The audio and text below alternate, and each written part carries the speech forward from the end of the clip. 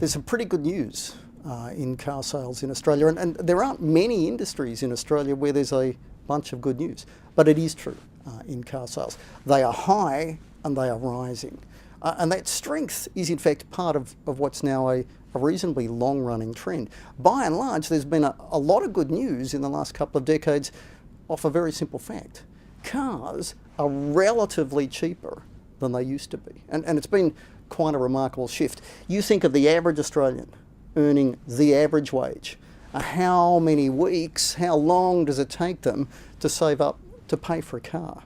Now, in the mid-1990s, somebody who started saving every single cent they earned on the 1st of January would have to save all the way through to the end of October before they could afford a Commodore or a Ford. It's been a big change. These days, you would, the same worker, average wages, would only need to save through to that first week in July. This has been one of the more remarkable shifts in affordability in cars than you've seen around the world. And cars are now so affordable that Australians are buying them in numbers that we just haven't seen before. And of course, more recently, some of the factors that have helped that long-running trend in affordability became better still. Now, two things. One, interest rates have been falling, and cars are bought on credit by and large. And that is a really big lever for your sector. And the news there is good. Rates are down. And the other thing too is, of course, lots of cars are imported. And that's cheaper, other things equal, when the Australian dollar is higher. And as you know, 2 years now, the Australian dollar has been riding high, roughly 1-for-1 against the US dollar. And that combination, the dream duo for you guys of low interest rates and a high exchange rate has been a big part of what's been a very good business back. It has its challenges, but by and large, the underlying story is good. And the good news for you is that a lot of that continues. Have a look at this chart. We do forecasts of interest rates. This is the variable housing rate, as a good example. And it shows you a very simple story. Interest rates are likely to stay low for a couple of years. Now, look at that chart. They're not at the emergency lows that you saw through the global financial crisis. Australia's economy is not in a crisis. We don't need those lows. But the Reserve Bank is worried. The biggest single driver, sure, car sales have actually been quite a contributor to economic growth in Australia, but the big driver of growth has been those mega mining projects in Western Australia and Queensland and elsewhere. And you'll have seen those stories. We're spending a fortune, but it's not that far away from a peak in that spend sometime in the next year or so. And then it starts to go less, and the Reserve Bank says, well, look, it's been the biggest single driver of growth in Australia, these mega mining projects, but it's going to go away as a driver of growth. We need another growth driver, and so they're using the lever they've got control of, interest rates. They've moved rates low, and they'll keep them low for a while, because we face otherwise a pothole in growth for a while. And that, again, this is good news for you guys, not just for you guys, for a bunch of retail. Retail's been sick as a dog for several years now. Again, not car sales, but retail will pick up in response to those low interest rates. And so too will things like housing construction, for example. And why will they stay low for a couple of years? Well, that pothole as the mega mining projects wind down is likely not to go away fast, but there's another reason too.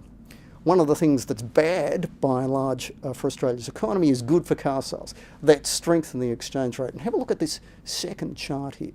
Our view is that the Australian dollar stays somewhere around 1-for-1 against the US into the middle of 2014. That, by the way, is not necessarily because of what's happening in Australia, but because of what's happening in the US, where they're printing money, and they're doing the same in the UK and Japan and to some extent in Europe as well. And that means investors are worried about those currencies, and they're searching out ones like ours, or the Swiss franc, or even to some extent the New Zealand dollar. Those are the ones riding high. And that combination, low interest rates, strength in the Australian dollar, a beautiful backdrop for the car sector and for car sales, and one that we expect to continue in the next couple of years. Victoria has had great economic success over the past decade. But you look at this chart, our expectation for how fast states are going to grow in 2013. Victoria's down the scale a bit. You know, right up the top of the likes of Western Australia, still booming off the back of the mining-related construction. Down the bottom, ACT, public sector cutbacks.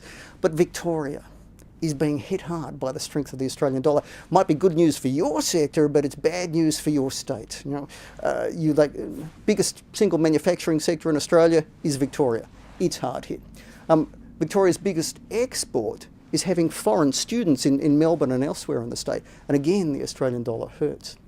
Have a look now at this chart.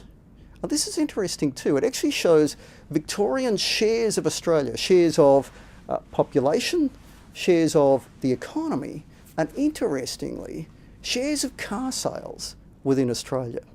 And as Victoria has done well in the past decade, and it really has, it's considerably outperformed New South Wales, and it's performed on average as well as those resource states have done. That's a remarkable performance, and it's shown up. You know, you get that relative strength in Victoria, then those confidence effects within Australia, and Victoria's better performance have driven an excellent performance in your share of car sales. Now, chances are you'll continue to outperform as a share of the nation compared to, you know, your share of Australia's economy.